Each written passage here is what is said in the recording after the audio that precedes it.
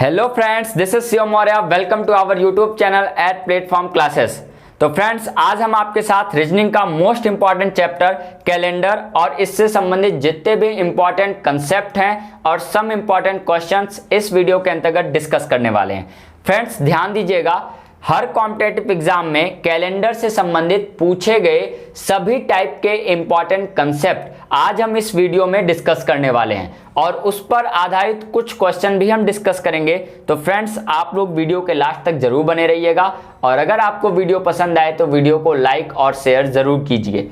चलिए फ्रेंड्स, तो हम आपको सबसे पहले कैलेंडर के कुछ इंपॉर्टेंट नोट बता देते हैं। कैलेंडर किसी वर्ष में सम्मिलित माह, तिथि और दिन के बीच संबंध बताता है। विश्व में सर्वाधिक प्रचलित कैलेंडर ग्रेगोरियन कैलेंडर है। देश आजाद होने के बाद नवंबर 1952 में वैज्ञानिक और औद्योगिक परिषद के द्वारा पंचांग सुधार समिति का गठन किया गया, जिसने 1955 में सौंपी अपनी रिपोर्ट में विक्रमी संवत को स्वीकार करने की सिफारिश की। ग्रेगोरियन कैलेंडर के साथ साथ संपूर्ण भारत के लिए एक राष्ट्रीय पंचांग को 22 मार्च 1957 को अपनाया गया, जिनके 12 महीने चैत, बैसाख, ज्येष्ठ, आषाढ़, सावन, भाद्रपद, अश्विन, कार्तिक, अग्रहायण, पौष, मार्गशीर्ष, फागुन इत्यादि हैं। ठीक है, ये इनके हिंदी में नाम है। वैसे आप लोग को इंग्लिश में याद करना है क्योंकि आपसे क्वेश्चन उसी पर पूछे जाते हैं। राष्ट्रीय पंचांग के अनुसार वर्ष का प्रारंभ चैत्र प्रथमा तिथि को होता है, जो ग्रेगोरियन कैलेंडर के अनुसार सामान्य वर्ष में 22 मार्च को, लीप वर्ष में 23 मार्च को प्रारंभ होता है। अभी अभी आप लोगों ने सुना होगा, मैंने वर्ष के दो नाम बताए। तो सबसे पहले मैं ध्यान से सुनिएगा, एक एक कंसेप्ट डिस्कस करूंगा। पहले वर्ष का पूरा डिटेल आपको दूंगा, फिर आपको मंथ का, महीने का और उसके बाद सप्ताह और फिर दिन का। ठीक है, चलिए तो एक एक कंसेप्ट हम आपके साथ वर्ष का कंसेप्ट डिस्कस करेंगे। ठीक है, हेडिंग लगा लीजिए ईयर। वर्ष मुख्यतः आपका दो पार्ट में डिवाइड होगा, जिसमें आपका पहला वर्ष है साधारण वर्ष और दूसरा है लीप वर्ष।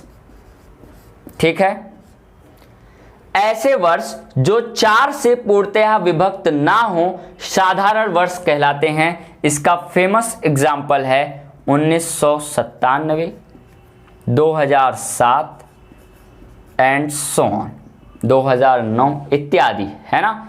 लीप वर्ष ऐसे वर्ष जो 4 से पूर्णतः विभक्त होते हैं उन्हें लीप वर्ष कहते हैं। इसका फेमस एग्जाम्पल है 2004, 2016 इत्यादि। ठीक है, ये बात आपको अच्छे से समझ में आ गई। दूसरी इंपॉर्टेंट बात यह है कि वर्ष जो है, इसमें साधारण वर्ष में टोटल नंबर ऑफ डेज होते हैं 365, यानी कि कुल दिनों की संख्या कितनी होती है साधारण ईयर में? 365 और लीप ईयर में 366। ठीक है, अभी हम आपको जब मंथ पढ़ाएंगे तो आपको बताएंगे। और एक वर्ष में 12 मंथ ही होता है। ठीक है, ध्यान दीजिएगा, अगर इस 365 दिन को हम सप्ताह और दिन में कन्वर्ट करेंगे तो हम इसको लिख सकते हैं 52 वीक, 52 सप्ताह प्लस एक अतिरिक्त दिन। ये साधारण वर्ष में होता है। और लीप वर्ष में 52 सप्ताह प्लस 2 अतिरिक्त दिन होते हैं। ठीक है, इतना कंसेप्ट आपको क्लियर है। साधारण वर्ष का पहला दिन और आखिरी दिन समान होता है, यानी कि जैसे मान लीजिए किसी साधारण वर्ष का पहला दिन सोमवार है तो उसका आखिरी दिन भी कौन सा होगा? सोमवार होगा। लीप ईयर में पहला दिन, यानी कि किसी भी लीप ईयर का पहला दिन आखिरी दिन के, यानी कि आखिरी दिन में एक जोड़ने पर प्राप्त होता है। यानी मान लीजिए किसी लीप ईयर का पहला दिन सोमवार है तो उस लीप ईयर का लास्ट डे मंगलवार होगा, एक दिन बढ़ जाता है। ठीक है, ये भी आपको अच्छे से समझ में आ गया, वेरी गुड। दूसरे इंपॉर्टेंट नोट आप लोग को ये लिखना है कि 100 वर्षों के समूह को शताब्दी ईयर भी कहा जाता है। ठीक है। शताब्दी वर्ष किसे कहते हैं? 100 वर्षों के समूह को। यानी कि एक शताब्दी वर्ष बराबर कितना होता है? एक शताब्दी वर्ष बराबर 100 वर्ष। ठीक है, 100 सालों के समूह को एक शताब्दी वर्ष कहा जाता है। अब ये आपका शताब्दी वर्ष जो है ये भी आपका 2 पार्ट में डिवाइड होता है, जिसमें सबसे पहला है साधारण शताब्दी वर्ष और दूसरा इंपॉर्टेंट है लीप शताब्दी वर्ष। साधारण शताब्दी वर्ष ऐसे शताब्दी वर्ष जो 400 से पूर्णतः विभाजित ना हो, साधारण शताब्दी वर्ष कहलाते हैं। इसका फेमस एग्जाम्पल है 1800, 2100 इत्यादि एंड सो ऑन। इसी प्रकार से लीप शताब्दी वर्ष ऐसे शताब्दी वर्ष जो 400 से पूर्णतः विभाजित हो, लीप शताब्दी वर्ष कहलाते हैं। इसका फेमस एग्जाम्पल है 1600, 2400 एंड सो ऑन इत्यादि। ठीक है, ये दोनों भी आपको अच्छे से समझ में आ गया। Very good. तो फ्रेंड्स, अब हम आपके साथ कुछ मंथ के, डे के, सेंचुरी के, इन सब के इंपॉर्टेंट कोड डिस्कस करने वाले हैं। ये वे कोड हैं जो आपको तारीख का दिन, किसी भी तारीख का दिन निकालने में बहुत हेल्प करेंगे। ठीक है, तो ध्यान से सुनिएगा, ये एक स्पेशल रूल है, उसको आप फॉलो कीजिएगा। और अब हम आपके साथ मंथ, डे और सेंचुरी कोड डिस्कस करने वाले हैं और उस स्पेशल रूल को बताने वाले हैं, एक फॉर्मूले को बताने वाले हैं जिससे आप किसी भी डेट का दिन आसानी से निकाल सकते हैं।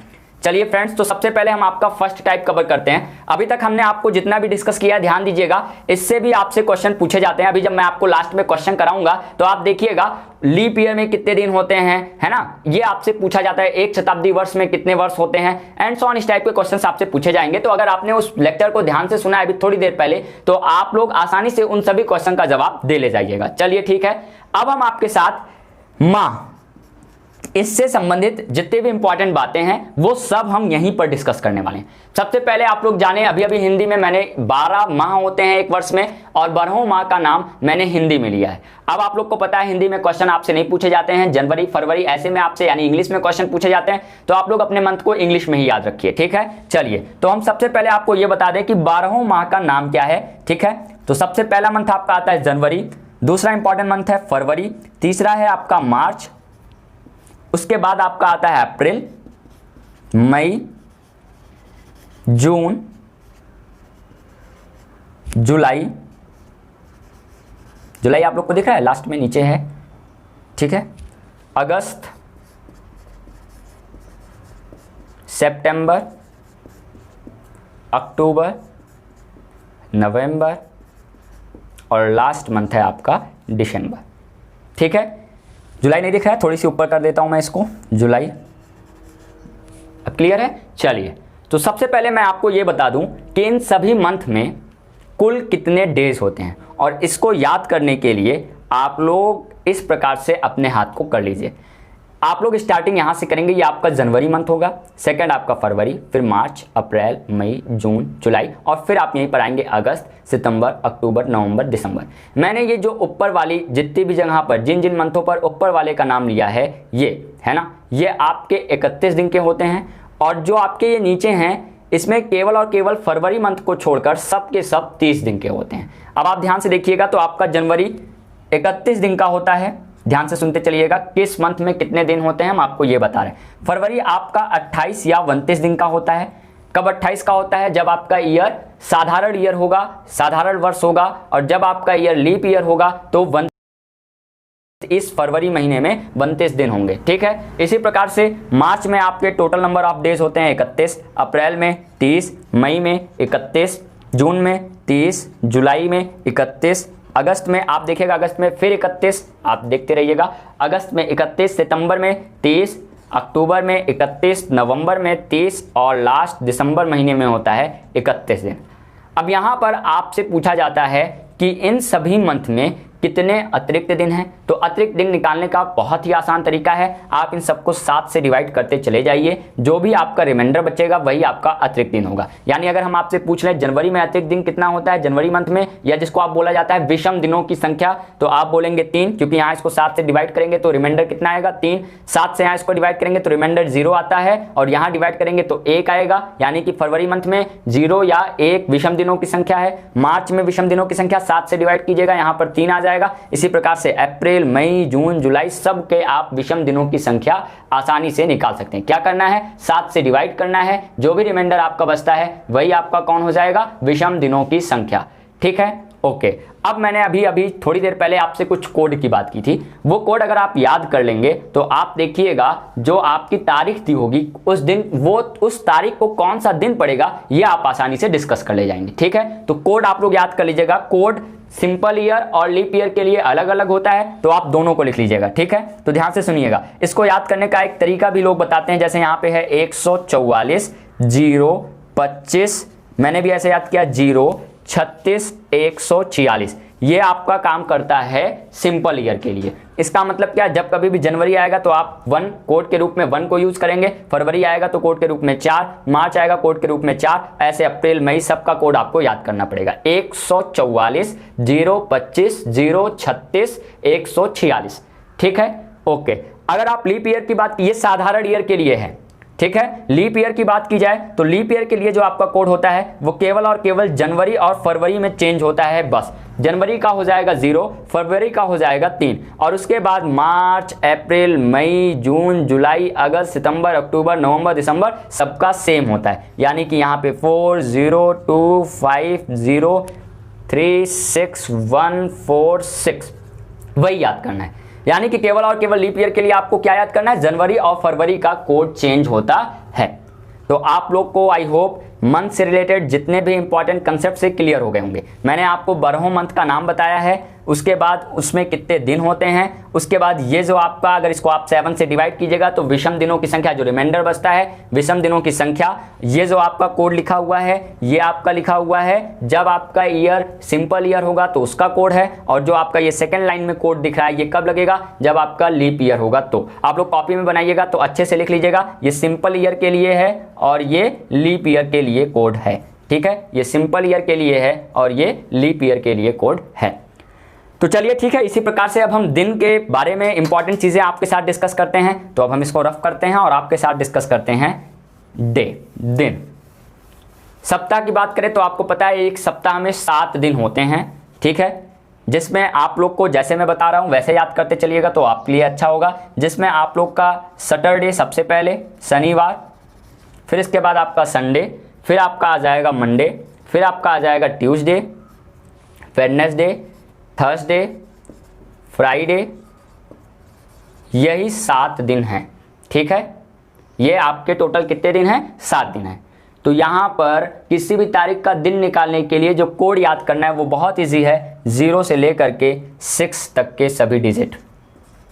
यानी कि आपको याद करना है सैटरडे के लिए 0 कोड का यूज होगा, संडे के लिए 1, मंडे के लिए 2, और उसके बाद ऐसे आप सभी कोडों को आसानी से याद कर लेंगे। ठीक है, शनिवार के लिए 0, रविवार के लिए 1, सोमवार के लिए 2, और उसके बाद मंगलवार के लिए 3, बुधवार के लिए 4, बृहस्पतिवार के लिए 5 और शुक्रवार के लिए 6।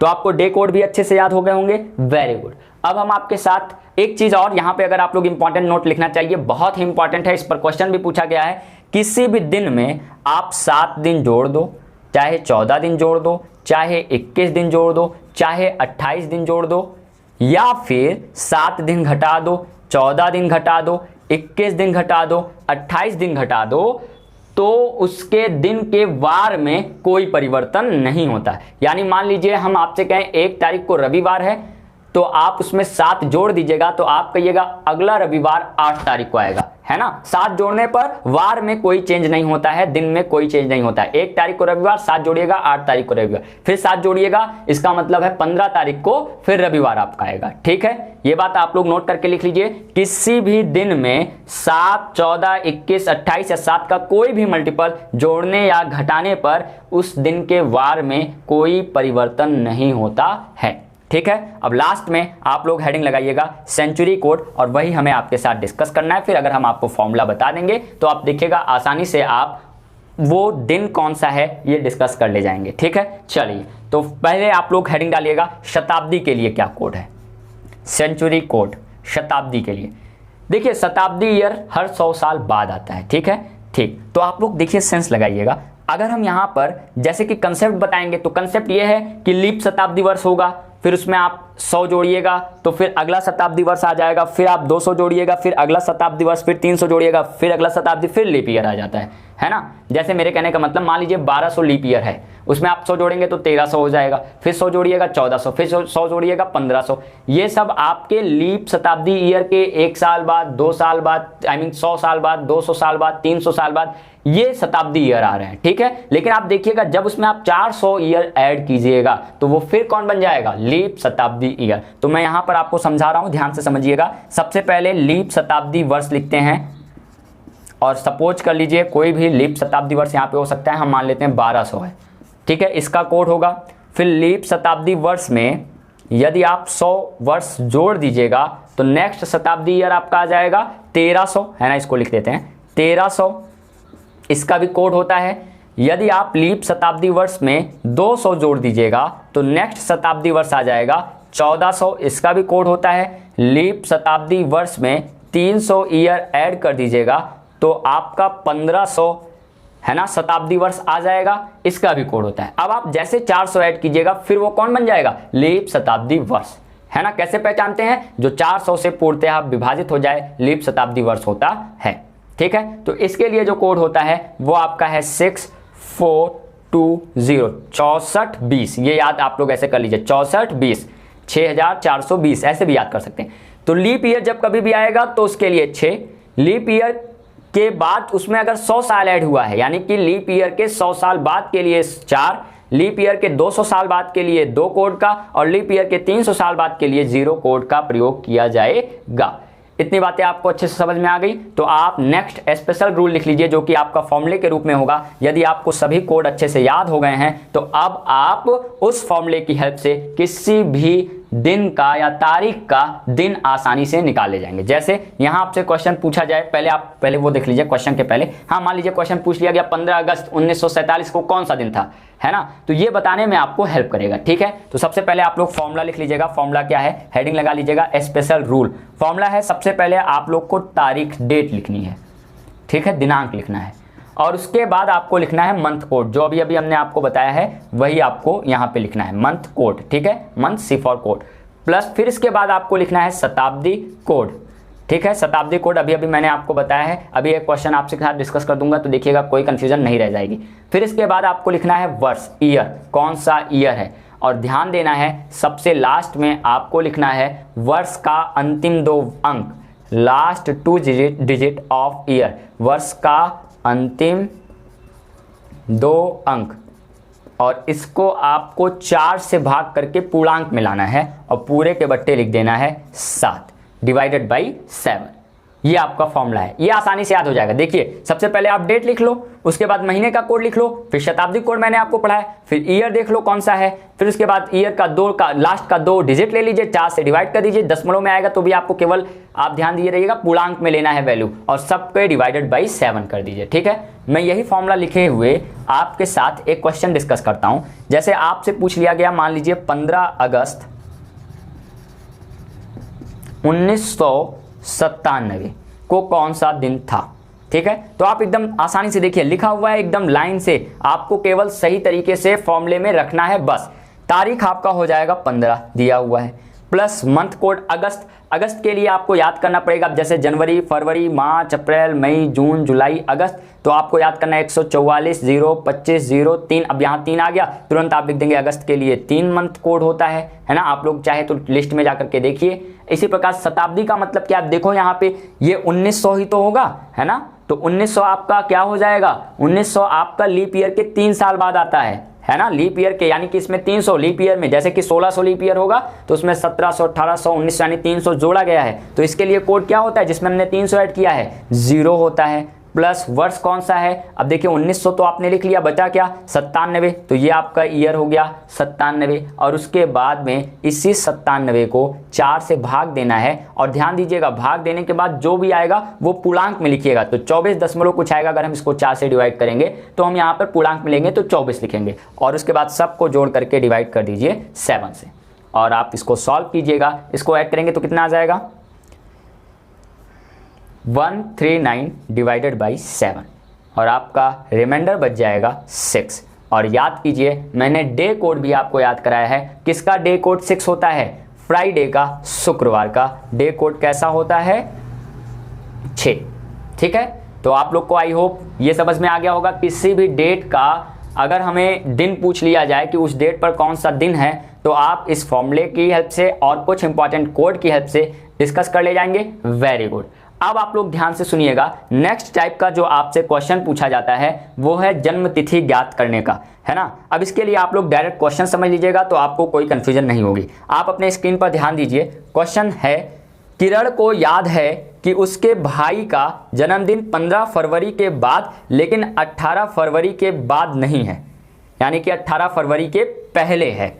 जबकि उसकी बहन को याद है कि उनके भाई का जन्मदिन 16 फरवरी के बाद लेकिन 19 फरवरी के पहले है, तो किरण के भाई का जन्मदिन फरवरी की किस तारीख को पड़ता है। देखिए यहाँ पर अगर आप लोग बहुत अच्छे से, ये बहुत इजी होता है, मैंने इसीलिए इस टाइप के क्वेश्चन को डायरेक्ट क्वेश्चन की हेल्प से इस टाइप का कंसेप्ट हम आपके साथ डिस्कस करेंगे। तो आप क्वेश्चन को अगर ध्यान से देख लिए हैं तो आप ध्यान से देखिएगा, यहाँ पर कोई दो आदमी होगा जिसमें पहला आदमी को कुछ याद होगा और दूसरे आदमी को कुछ याद होगा और दोनों आदमी के याद होने पर आधारित पर जो हमें कॉमन मिलेगा वही हमारा आंसर हो जाएगा। अब जैसे आप देखिएगा किरण को याद है कि उसके भाई का जन्मदिन 15 फरवरी के बाद लेकिन 18 फरवरी के बाद नहीं है, इसका मतलब 15 फरवरी के बाद लेकिन 18 फरवरी के पहले। तो 15 फरवरी के बाद 16 आएगा, 17 आएगा, 18 आता, लेकिन कह रहे हैं 18 फरवरी के बाद नहीं है, इसका मतलब 18 फरवरी के पहले है। ठीक है, तो आपके पास इनके हिसाब से दो डेट इनको याद है, या तो 16 को होगा या तो 17 को। फिर आगे आपको पता चला कि उसकी बहन को याद है कि उसके भाई का जन्मदिन 16 के बाद लेकिन 19 फरवरी के पहले। 16 के बाद 19 के पहले, इसका मतलब या तो 17 को होगा या तो 18 को होगा। तो उसकी बहन को याद है ये दोनों। अब आपको यही बताना है कि किरण के भाई का जन्मदिन फरवरी की किस माह में पड़ेगा, तो जो दोनों में कॉमन होगा वही आपका आंसर हो जाएगा। किस तारीख को पड़ेगा, फरवरी की किस तारीख को पड़ता है, तो आपका आंसर हो जाएगा 17। ठीक है, तो ये आपका पहला क्वेश्चन आसानी से सॉल्व हो गया। Very good. दूसरा क्वेश्चन एकदम टू द कॉपी है, फटाफट सॉल्व करते हैं। राधा को याद है कि पिता का जन्मदिन 16 मार्च के बाद और 21 मार्च के बाद नहीं है, यानी कि 17 को हो सकता है, 18 को, 19 को और 20 को। देखिए 21 मार्च के बाद नहीं है, इसका मतलब 21 मार्च के पहले। ठीक है, इसको इस बात को ध्यान रखे रहिएगा। फिर उसके बाद उसके भाई महेश को याद है कि पिताजी का जन्मदिन 19 मार्च के बाद है लेकिन 22 के पहले है, तो 19 के बाद मतलब 20 हो सकता है, 21 हो सकता है, 22 के पहले है ना। ठीक है, तो आपसे पूछा जा रहा है पिताजी का जन्मदिन कब पड़ेगा, तो जो दोनों में कॉमन है, क्या कॉमन दिख रहा है 20 तारीख को, तो आसानी से मार्च के 20 तारीख को इनके पिताजी का बर्थडे होगा, तो ऑप्शन ए करेक्ट हो जाएगा। Very good. इसी प्रकार से तीसरा और लास्ट क्वेश्चन है इस टाइप का, मेरा जन्म 29 जून के बाद 2 जुलाई के पहले हुआ है। अब इसमें आपको पहले यही याद करना है जून में कितना दिन होता है। 30 दिन होता है, मैंने अभी अभी आपको बताया था, आप ऐसे भी याद कर सकते हैं, आप काउंट कर लीजिएगा तो आपको पता चल जाएगा। ठीक है, तो आप ध्यान से देखिएगा, इसका जो बर्थडे इसको याद है 29 जून के बाद 2 जुलाई के पहले, यानी कि 30 जून को होगा तो 30 का ही महीना होता है, उसके बाद फिर 1 जुलाई को होगा, ये उसको याद है। ठीक है, उसके पिताजी को याद है मेरे पिता का जन्म, मेरा जन्म हो गया, उसके बाद कह रहा है मेरे पिताजी का जन्म 30 जून के बाद किंतु 3 जुलाई के पहले है। 30 जून के बाद और 3 के पहले 1 और 2 आपका आ जाएगा। यदि मेरे पिता और मैं एक ही दिन जन्म लेते हैं तो मेरा जन्म कब हुआ है, यानी दोनों का कब बर्थडे कॉमन मिल रहा है, आप लोग ध्यान से देखिएगा। तो 1 है ना, यानी कि 1 तारीख को, 1 जुलाई को दोनों लोग का बर्थडे है।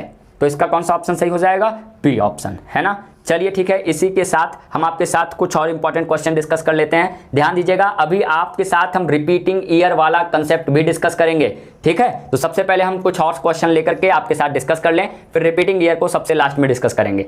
देखिए यहाँ आपके स्क्रीन पर एक क्वेश्चन और आपको दिख रहा होगा, एक लीप वर्ष में होते हैं, मैंने बताया था एक लीप वर्ष में 52 सप्ताह और 2 दिन होते हैं, ऑप्शन बी सही हो जाएगा। एक वर्ष के कितने महीने में 30 दिन होते हैं? तो आप देखिएगा अप्रैल का 30 होता है, जून का और सितंबर का, नवंबर का, 4 मंथ ऐसे हैं जिनमें 30 दिन होते हैं। ठीक है, एक लीप वर्ष में 366 दिन होते हैं। वर्ष 2010 और 2012 में कुल दिनों की संख्या, यानी कि 2010 में 365 दिन होगा, 2012 लीप ईयर है 366 दिन होगा, 365 में 366 ऐड कीजिएगा 731 दिन।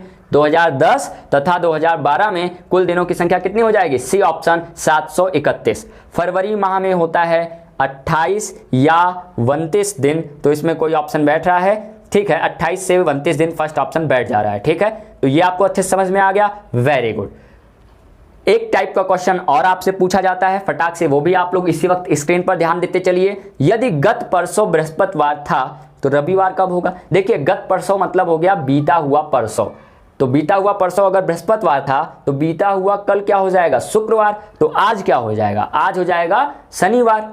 तो आने वाला कल क्या हो जाएगा? रविवार। तो पूछ रहा है रविवार कब आएगा? तो आगामी कल, सी ऑप्शन सही हो जाएगा, वेरी गुड। नेक्स्ट क्वेश्चन है, यदि बीते कल से पहले वाला दिन रविवार था, बीते कल से पहले वाला दिन रविवार था, तो बीता कल कौन हो जाएगा? सोमवार। आज कौन हो जाए? हमेशा आज निकालिए, आज कौन हो जाएगा? सोमवार। तो आने वाला कल, तो आने वाला कल क्या होगा? मंगलवार। का तीसरा दिन कौन सा होगा? तो उसमें 3 दिन जोड़ दीजिए, बृहस्पति, मंगल, बुध, बृहस्पति, शुक्र, है ना। तो शुक्र के बाद पूछ रहा है ना, तीसरा दिन कौन सा होगा?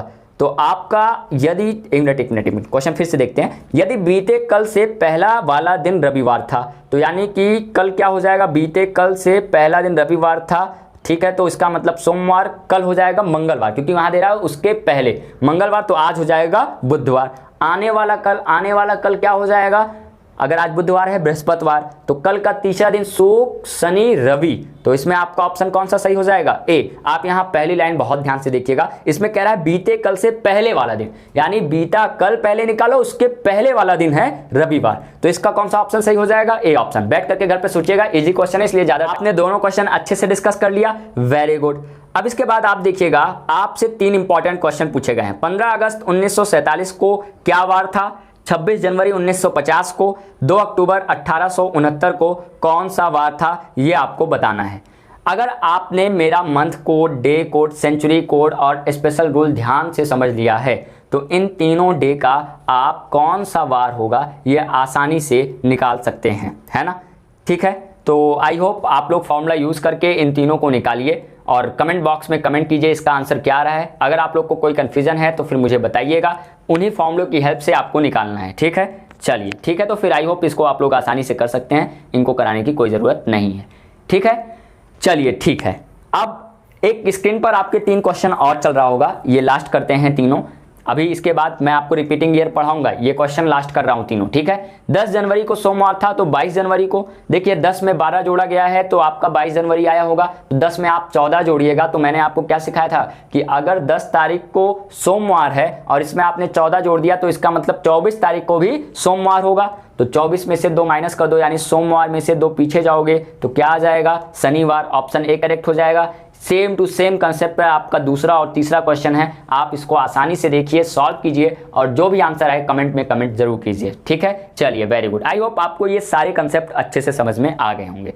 चलिए, तो अब हम आपके साथ डिस्कस करते हैं कौन सा ईयर कब रिपीट होता है। ये बहुत कंफ्यूजन वाला क्वेश्चन है और एक आध बार आपसे पूछा गया है। ठीक है, तो आप लोग इसको भी ध्यान से समझ लीजिए, कौन सा ईयर किस वर्ष रिपीट होता है। इसके लिए हम डायरेक्ट आपको कुछ डिजिट बता रहे हैं, कुछ संख्याएं बता रहे हैं आपको ऐड करने के लिए, उसको आप याद कर लीजिए, आसानी से आप सॉल्व कर ले जाएगा। जैसे देखिए, कोई भी ईयर लीप ईयर है तो इसके लिए आप याद कर लीजिए वो 28 साल बाद रिपीट होता है अपने। यानी अगर आपसे कभी भी पूछ लिया जाए 1200 कब रिपीट होगा, तो 1228 में। लीप ईयर के बाद का कोई एक साल है, ध्यान से सुनते चलिएगा, लीप ईयर के बाद का कोई एक साल है तो वो कब रिपीट होगा? 6 साल बाद। याद करते चलिए, लीप ईयर के 2 साल बाद कोई ईयर है तो उसमें हम लोग 11 ईयर ऐड कर देंगे, वो उतने साल बाद रिपीट होगा। और लीप ईयर के 3 साल बाद अगर आपसे पूछा जाए कि कब रिपीट होगा, तो उसमें भी आप 11 ऐड कर दीजिएगा। इसको मैं ऐसे समझा देता हूं आपको, ध्यान से समझिएगा। जैसे मान लीजिए अब आपका मैंने लीप ईयर का एग्जाम्पल अभी थोड़ी देर पहले आपको दिया था कि आप सपोज कर लीजिए कि 2004 लीप ईयर है। अगर हम आपसे पूछें ये कब रिपीट होगा तो आपको इसमें 28 ऐड करना पड़ेगा। 28 ऐड कीजिएगा तो क्या आ जाएगा 2032 में, यानी कि 2004 कब रिपीट होगा 28 साल बाद 2032 में। इसी प्रकार अगर आपसे पूछ लिया जाए 2005 कब रिपीट होगा, यानी कि लीप ईयर के 1 साल बाद की बात करें तो इसमें 6 ऐड कर दीजिएगा 2011 में रिपीट होगा। सिमिलरली लीप ईयर के 2 साल बाद यानी 2006 में अगर आपसे पूछ लिया जाए कब रिपीट होगा तो आप इसमें 11 ऐड कर दीजिएगा 2017 में रिपीट होगा। ठीक है, अगर ये आपको नहीं दिख रहा है कोई बात नहीं, ध्यान से देखिए। 2004 कब रिपीट होगा 28 साल, क्योंकि ये लीप ईयर है और इसमें हम 28 साल ऐड कर देंगे 2032 आ जाएगा। लीप ईयर के बाद 1 साल में 6 ऐड कर देंगे तो है ना, यहाँ आप देखते चलिए लीप ईयर के 2 साल बाद है ना, 2004 के 2 साल बाद आ रहा है तो इसमें 11 ऐड कर देंगे। अगर आपसे पूछा जाए 2007 कब रिपीट होगा तो इसमें आप 11 ऐड कर दीजिएगा तो कितना आ जाएगा 2018 में। अच्छे से समझ में आ गया? ओके फ्रेंड्स, तो फ्रेंड्स अब आपके स्क्रीन पर इसी से संबंधित एक क्वेश्चन दिख रहा होगा। यदि जॉन ने अपना विजय दिवस मंगलवार 5 जनवरी 1965 को मनाया तो वह अपना विजय दिवस उसी दिन किस ईयर में मनाएगा? तो आपको देखना है कि 1965 लीप ईयर है कि लीप ईयर के 1 साल बाद आएगा कि 2 साल बाद आएगा कि 3 साल बाद आएगा। अगर आप इसको आसानी से देख लिए तो कर ले जाएंगे। 1964 लीप ईयर होगा, 4 से पूर्णतः विभाजित होगा 1964, यानी कि 1965 लीप ईयर के 1 साल बाद आएगा। तो 1 साल बाद आने के लिए मैंने क्या बताया है 6 साल जोड़ दीजिए, तो अगर उसमें हम 6 ईयर ऐड कर देंगे तो इसका मतलब है जॉन अपना विजय दिवस 5 जनवरी 1971 को मनाएगा। इस प्रकार से आपका कौन सा ऑप्शन सही हो जाएगा? बी ऑप्शन 5 जनवरी 1971। ठीक है फ्रेंड्स, आपको ये कंसेप्ट भी अच्छे समझ में आ गया कि कौन सा ईयर कब रिपीट होता है। Very good. लास्ट में हम आपके साथ एक लास्ट क्वेश्चन डिस्कस करते हैं जो कि आप लोग डायरेक्ट ऐसे ही समझिएगा, ये बहुत इंपॉर्टेंट क्वेश्चन है और ये इस वीडियो का लास्ट क्वेश्चन है। फ्रेंड्स अगर आपको वीडियो पसंद आई तो वीडियो को लाइक और शेयर जरूर कीजिए और अगर आप चैनल पर नए हैं तो चैनल को सब्सक्राइब जरूर कीजिए। ठीक है फ्रेंड्स, चलिए लास्ट क्वेश्चन हम आपके साथ डिस्कस करते हैं। क्वेश्चन है 400 वर्षों में, बहुत ही अच्छा क्वेश्चन है, 400 वर्षों में फरवरी का 29 कितनी बार आएगा? ये आपसे पूछा जा रहा है। 400 वर्षों में फरवरी का 29 कितनी बार आएगा? बहुत इंपॉर्टेंट क्वेश्चन है, तो आप लोग ध्यान से सुनिएगा।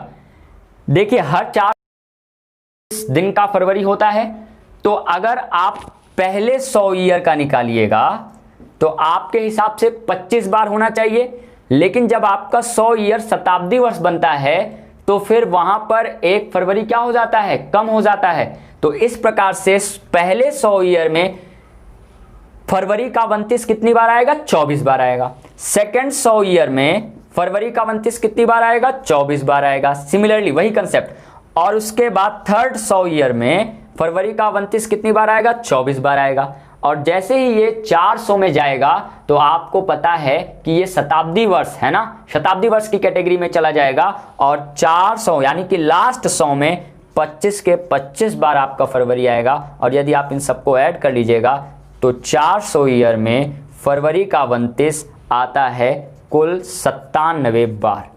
ये बात आपको अच्छे समझ में आ गई? Very good. Okay friends, thank you very much.